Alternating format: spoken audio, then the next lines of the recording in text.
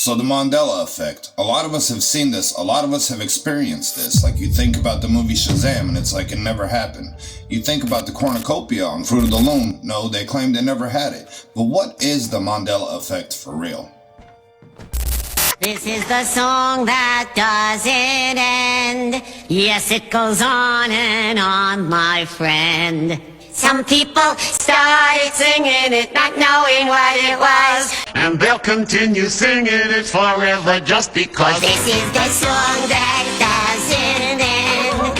Yes. Now you've probably heard about this, especially if you're a truth seeker. You probably heard that they have rewritten our history. We get told what our history was versus what people told us, like our family members, great-grandparents, etc. We only learn what the history is based off what we learn, right? Because we didn't live it. What if the Mandela Effect is literally a psyop? What if it's a just complete psyop to see how much of history can be changed and how much history can be taught? That way moving forward, it's a giant psyop session seeing how many people would believe the new history versus the history that we lived. The Vatican controls the largest private archive on Earth. For instance, let's talk about the Book of Enoch. Why was the Book of Enoch literally like the fifth man down from Adam and Eve? You know, why was this man's book taken out the Bible? But instead we got King James. Thou shalt not bitch and complain. Everybody believes it, right? Now let's think about something that was terrible in our history. World War II, if you know what I'm sizzling.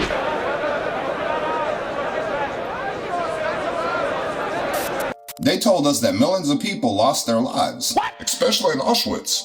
However, it was less than 50,000, which is still absolutely terrible. The movie Shazam never existed. Out of all these movies, there is one movie that I've been looking for. And a lot of people say it doesn't exist. But I'm here to show you that it does exist. Shazam on VHS. Don't believe me? Shazam on VHS. Fruit of the Loom never had a cornucopia.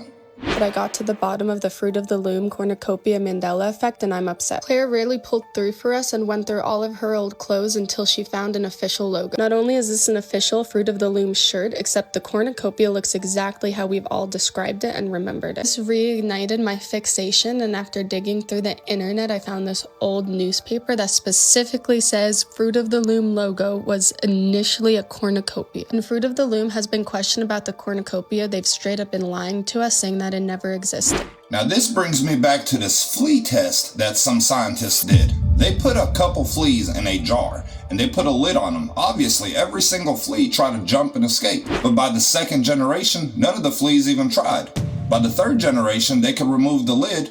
They wouldn't even attempt it. The fleas are placed inside the jar and the lid is then sealed.